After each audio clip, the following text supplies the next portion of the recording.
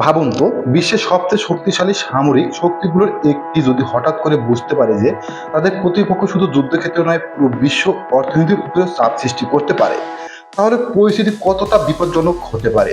মধ্যপ্রাচ্য এখন ঠিক এমনই এক পরিস্থিতি তৈরি হয়েছে, যেখানে যুদ্ধ শুধু মিসাইল আর ড্রোনের লড়াই নয়, এটা এখন পরিণত হয়েছে স্ট্র্যাটেজি, তথ্যযুদ্ধ এবং অর্থনৈতিক চাপের এক জটিল খেলায়।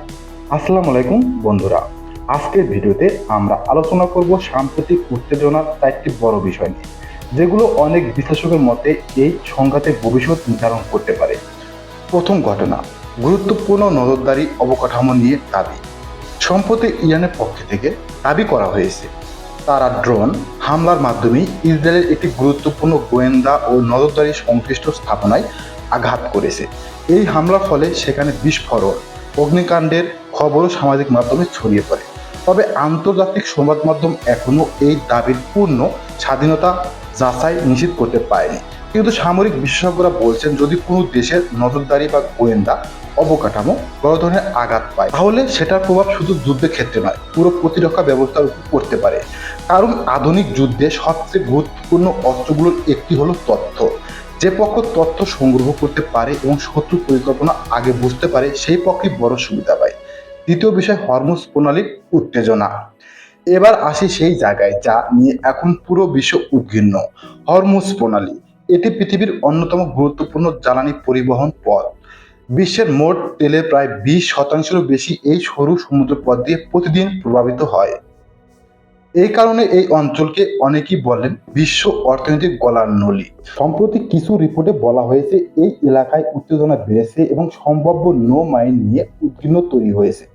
যদিও এই বিষয়ে বিভিন্ন পক্ষের বক্তব্য ভিন্ন।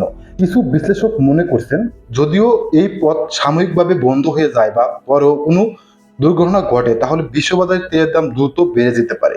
এমনকি কিছু বিশেষজ্ঞ বলছেন, চরম পরিস্থিতিতে তেলের দাম ব্যারেল প্রতি অনেক বেশি হয়ে যেতে পারে। তবে এখনো এমন বিষয় বাস্তবে ঘটেনি। তৃতীয় বিষয়, মার্কিন সেনাবাহিনীর দাবি। এই উত্তেজনার মধ্যে মার্কিন সেন্ট্রাল কমান্ড বা সেন্টকম একটি দাবি করেছে। তাদের বক্তব্য অনুযায়ী তারা হরমুজ প্রণালীর কাছে কিছু ছোট নৌযান ধ্বংস করেছে, যেগুলো সম্ভাব্য নোমাইন স্থাপনার কাজে ব্যবহৃত হতে পারত। মার্কিন সামরিক বাহিনী বলছে এই পদক্ষেপ নেওয়া হয়েছে নৌ চলাচলের নিরাপত্তা বজায় রাখার জন্য। তবে ইরানের পক্ষ থেকে এই ঘটনা বিভিন্নভাবে ব্যাখ্যা করা হয়েছে। এই কারণেই পরিস্থিতি এখন অনেকটাই তথ্যযুদ্ধের মধ্যে রয়েছে। কোন দাবি পুরোপুরি সত্য আর কোনটা কৌশলগত প্রচারণা, তা বোঝা অনেক সময় কঠিন হয়ে যায়।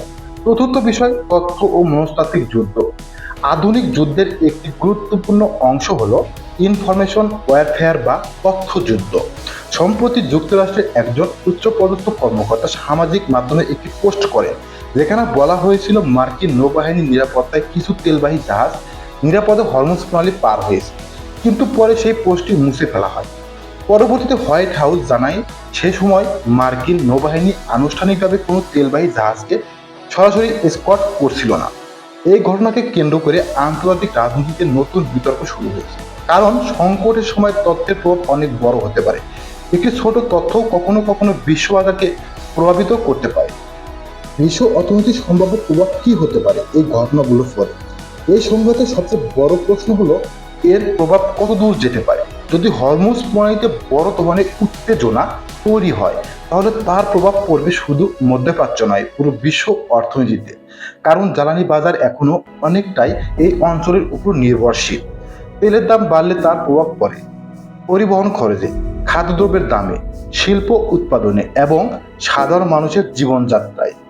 এই কারণে বিশ্ব শক্তিগুলো চেষ্টা করছে পরিস্থিতি নিয়ন্ত্রণ রাখতে। সবকিছু মিলিয়ে এখন পরিস্থিতি খুবই সংবেদনশীল।